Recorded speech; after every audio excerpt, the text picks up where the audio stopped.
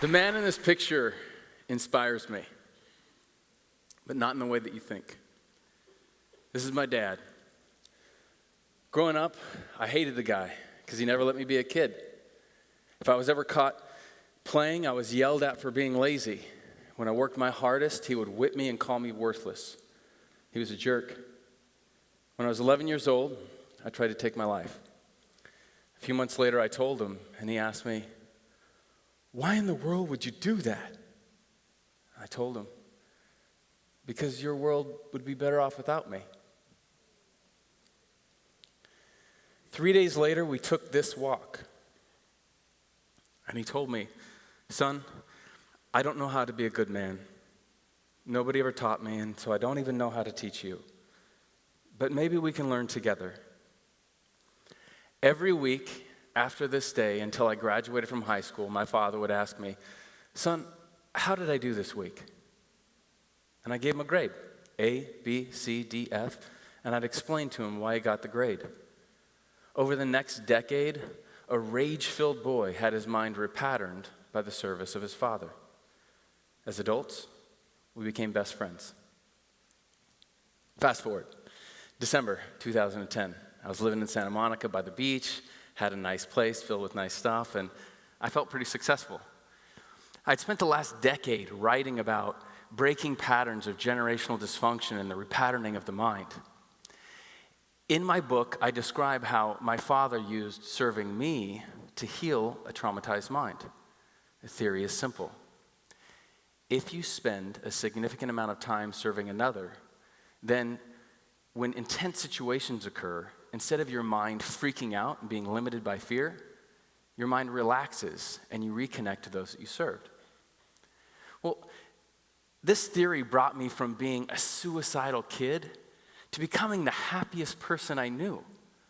But once I reached this point of happiness, it seemed like nearly everyone I met was dealing with these limiting patterns that their parents unintentionally passed on to them.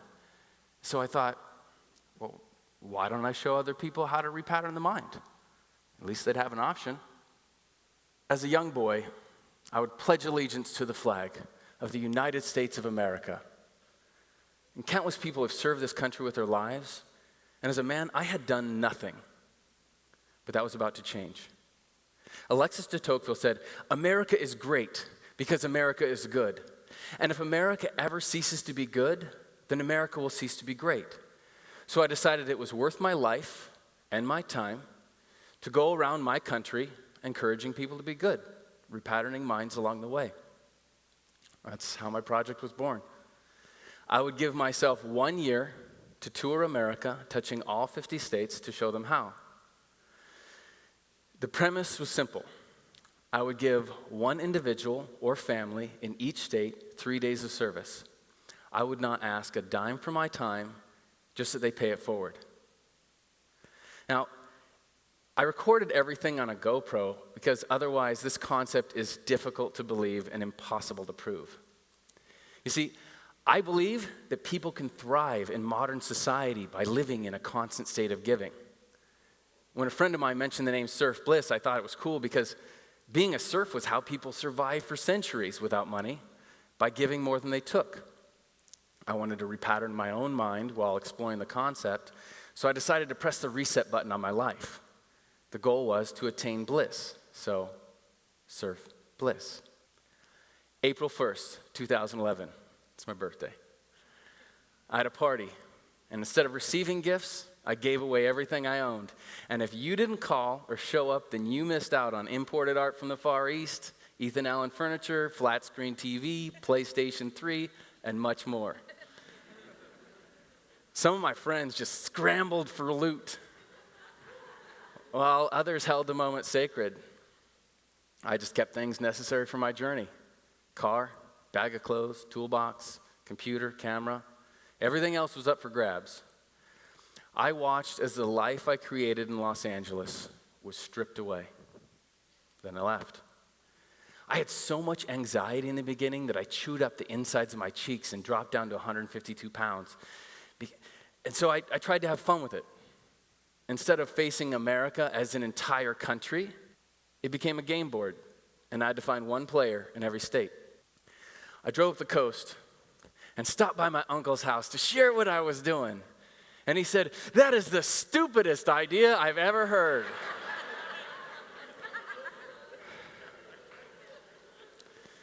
Yeah, my friends called me insane. It was the loneliest drive of my entire life, and it made me doubt if humanity was good. I was headed north, and I didn't know where I was going, who I was going to serve, only that their zip code had to be in Oregon. Fortunately, as I crossed the state line, a friend of mine from college connected me with her brother in Bend. I rarely knew where I was going until a day or two before I got there because I wanted to keep the process organic and fluid. And I quickly learned the best way to find people to serve was provided by the 6 degrees of separation. The guy I served in Tennessee was a friend from college. I stained his deck and helped him write a speech. He set me up with his buddy in Wisconsin that had me help plan a party for his dad's 20th anniversary of a heart transplant. That guy set me up with his business associate in Maine who had me paint a friend of hers mobile home. She set me up with her cousin in New Hampshire whose lifelong friend died when I walked in the door and I helped him grieve.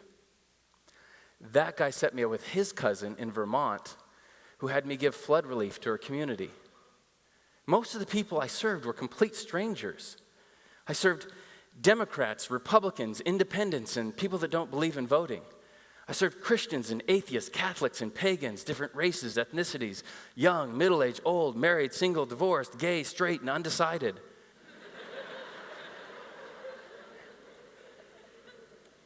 I wanted Surf Bliss to be so broad that labels didn't apply, and the project just became human. People would ask me, "How do you afford this?" And I would tell them, well, I do donation-based massage. If they wondered if I was any good, I would tell them that I was the massage therapist for NBC's The Biggest Loser, season 7 through 11, and American Gladiators when it came back on TV. I would do the work, and they would donate whatever they wanted. One person gave me earrings. Another gave me enchiladas. I ate the enchiladas, gave away the earrings, and used the donations to pay for gas, cell phone, and insurance. On State 4, I had $120 to my name and over 20,000 miles left to go. I believed that by accomplishing this project with no savings, sponsors, or financial safety net, it would prove that anyone with a skill, a handyman, an accountant, a babysitter, anyone could do this too. Every state started the same way. I just asked a question. How can I help you? I would stay with the families, eat with them, serve them, and fulfill their requests to the best of my ability, as long as I could show it to my mom on YouTube. My whole plan consisted of finding the coolest opportunity to serve in the next state, and the lessons just poured in. State 1 taught me sustainable agriculture.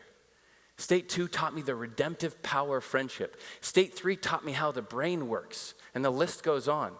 I served them, gave more than I took, learned how to be a better man, and at the end of the week I'd ask, how did I do?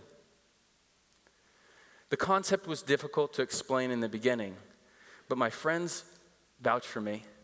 People gave me a chance, videos gave me traction, and by State 15, people trusted me. I mean, most of the time I just did housework and odd jobs. But I got to learn how the smallest act of human kindness encourages others to make an impact in their world. I learned that people do want to be good and want to encourage human kindness. On State 25, the midway point of my journey, a 12-year-old girl asked me, "Hey, mister, what's going to happen if you don't make it to all 50 states?" I said, "Then I'll be dead."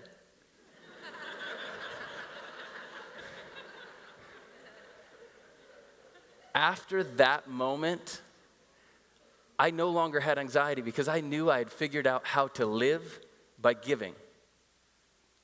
Now, there were some times I was frustrated, wondering, what is the point? Like when I was in Indiana and I was asked to pick up dog poop. Yeah, and I wondered, how can picking up dog poop change anything in the world? And a poem my mom taught me as a kid rang in my ears. Theirs is not to reason why. Theirs is but to do and die. So I picked up the poop and let time give me the answers. Susanna Gideon is a computer programmer in Bozeman, Montana. She had a dream to become a documentary filmmaker, and she told me about this dream as we took this drive to Yellowstone National Park. I told her, why don't you give it a shot? You'll regret it if you don't try. At this very moment, she is showcasing a documentary in Prague, Czechoslovakia. After she experienced a handyman do some work at her place and follow his dream, she decided to do the same. Nashville, Tennessee. Nathan Oates won an award. He had to give a speech in front of 10,000 people, and he was stressed, and understandably so. We chatted in his kitchen after he put his kids to bed, and we threw a few ideas around. I helped him develop that speech, and he used those ideas. Nathan is now one of the keynote speakers for his company. The most meaningful Pay It Forward story comes from Shadyside, Ohio. Melissa Karkowski asked me to take her boys fishing because her husband promised him a fishing trip and committed suicide before following through with his word. He was a soldier coming back from Afghanistan, had PTSD, and wrongfully believed that their world would be better off without him. Fulfilling that promise remains one of the greatest honors of my life. Melissa continues to pay it forward by hosting a 5K that supports soldiers suffering from PTSD. It's called Miles for Mike. When Melissa told me of her dream of being on one of those weight loss shows, I called up Marcy Crozier, the person I served in Indiana who was on The Biggest Loser, and I said, hey, Marcy, do you think you can share Melissa's story with any casting director people you know? See if there's interest? She said, sure, Beck. Last July, Melissa was on national TV, ABC's Extreme Weight Loss. Now, why did Marcy help? Well, first of all, because she's cool, and she's my friend. Secondly, because 2 weeks prior, I asked her, how can I help you? And she said, I need you to help my friend. That friend asked me to pick up dog poop because it hurt her back too much to bend over. I wondered how picking up dog poop could change anything in the world. And it gave Melissa the rare opportunity to train with the best of the best on that TV show, which transformed her life. I didn't do anything amazing for these people. These people already had amazing wrapped up inside of them. All they needed was a little human connection. And that's how Pay It Forward works. You can't force it or control it. You have to serve others, do your best, and let it go. In time, you will see the impossible happen. In the end, the Surf Bliss journey repatterned my mind. It showed me how the smallest act of human kindness can alter our collective destiny to a more positive end. It revealed the greatness that is locked inside of everyone, and the keys to unlocking that greatness are found in serving others. The next step for Surf Bliss is to create an app that tracks Pay It Forward. I hope that people will use this app to learn their own lessons by serving others. I dream of a socially honorable system that soldiers could use after returning from battle to repattern their mind and reintegrate back into society. I believe that human resource departments can sift applications and drive business through a history of social good. My goal is to offer the same transformative experience that I enjoyed. I want to pay it forward. And maybe one day we can all join in on this great journey of learning how to be better men and women together. Thank you.